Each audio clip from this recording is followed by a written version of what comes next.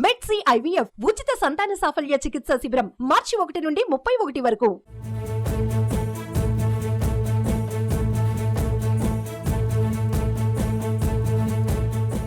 ఏపీలో అసెంబ్లీ ఎన్నికలకు సమయం దగ్గర పడుతూ ఉండడంతో జనసేన అధినేత పవన్ కళ్యాణ్ దూకుడు పెంచారు. జనసేన అభ్యర్థుల రెండో జాబితా విడుదలకు కసరత్తు ముమ్మరం చేశారు. 10 మంది అభ్యర్థులతో సెకండ్ లిస్ట్ ను సిద్ధం చేస్తున్నారు. 98% స్ట్రైక్ రేట్ టార్గెట్ గా మంగళగిరిలో గెలుపు గుర్రాలను ఎంపికలో బిజీగా ఉన్నారు. ఇదే లిస్ట్ లో పవన్ కళ్యాణ్ పోటీ చేసే స్థానంపై కూడా క్లారిటీ రాబోతున్నట్లు తెలుస్తోంది.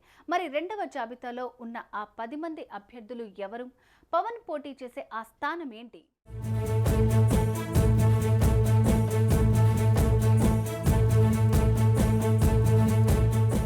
జనసేన రెండవ జాబితాపై కసరత్తులో భాగంగా పార్టీ అధినేత పవన్ కళ్యాణ్ మంగళగిరిలో బిజీగా ఉన్నారు.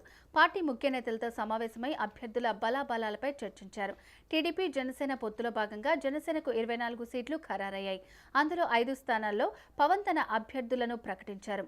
తెనాలి నుంచి నాదెండ్ల మనోహర్, నెల్లిమర్ల నుంచి లోకం మాధవి, అనకాపల్లి నుంచి కొనతాల రామకృష్ణ, రాజానగరం నుంచి బత్తుల బలరామకృష్ణ, కాకినాడ రూరల్ నుంచి పంతం నానాజీ పేర్లు ప్రకటించారు. మిగిలిన 19 స్థానాల్లో 10 నియోజకవర్గాల అభ్యర్థులను ప్రకటించేందుకు కసరత్తు చేస్తున్నారు. ఈ జాబితాలో పవన్ పోటీ చేసే స్థానంపై కూడా క్లారిటీ రానున్నట్లు తెలుస్తోంది.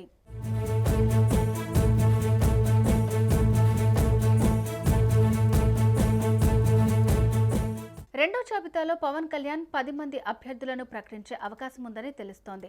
తొలి జాబితా ప్రకటన తర్వాత సీట్లు రాని జనసేన నేతలు ఆందోళన వ్యక్తం చేశారు. దీంతో టీడీపీ మిగిలిన 57 స్థానాలు, జనసేన ప్రకటించాల్సిన 19 స్థానాలపైన రెండు పార్టీల ఆశావహుల్లో ఉత్కంఠ కొనసాగుతోంది.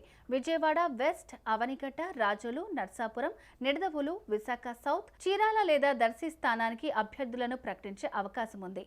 దాంతోపాటు తిరుపతి నుంచి కూడా పోటీకి జనసేన పట్టుబడుతోంది. అంతేకాకుండా బలిజ సామాజిక వర్గానికి చెందిన అభ్యర్థి కోసం ప్రయత్నం చేస్తున్నట్లు సమాచారం. జనసేన పరిశీలనలో ఉమ్మడి చిత్తూరు జిల్లా బలిజ నేతల పేర్లు ఉన్నట్టు చెప్తున్నారు. సరైన అభ్యర్థిని బరిలోకి దించేలాగా పవన్ కళ్యాణ్ ముందస్తుగా ప్లాన్ చేసుకుంటున్నట్లు చెప్తున్నారు.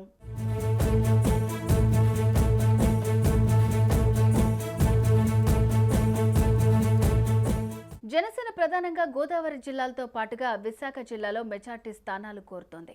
చిత్తూరు జిల్లాలో తిరుపతి, శ్రీకాళహస్తి, చిత్తూరులో ఒక స్థానం నుంచి పోటీ చేసే అవకాశం ఉంది.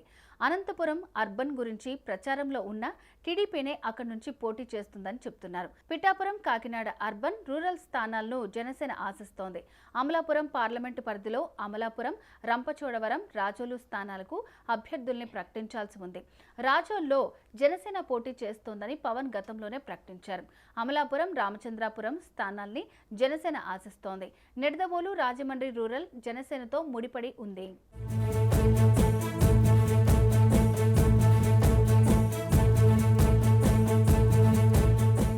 ఇక ఈ రెండో జాబితాలో తాను పోటీ చేసే స్థానంపై జనసేన అధినేత పవన్ కళ్యాణ్ క్లారిటీ ఇవ్వనున్నారా లేదా అనేది ఆసక్తికరంగా మారింది.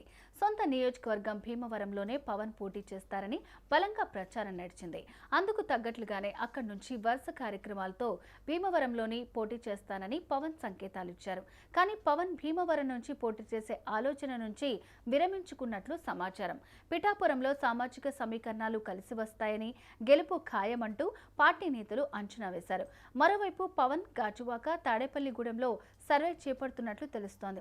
ప్రస్తుతానికైతే పవన్ గాజువాక, పిఠాపురం, తాడేపల్లిగూడెంలో ఏదో ఒక స్థానం నుంచి పోటీ చేయడం ఖాయంగా కనిపిస్తోంది. అయితే పవన్ పోటీ చేసే స్థానంపై క్లారిటీ రాకపోవడంతో జన సైనికులు గందరగోళానికి గురవుతున్నారు. దీంతో రెండో జాబితాలోనే తాను పోటీ చేసే బరిపై స్పష్టత ఇవ్వాలని జనసేనాని భావిస్తున్నట్లు తెలుస్తోంది.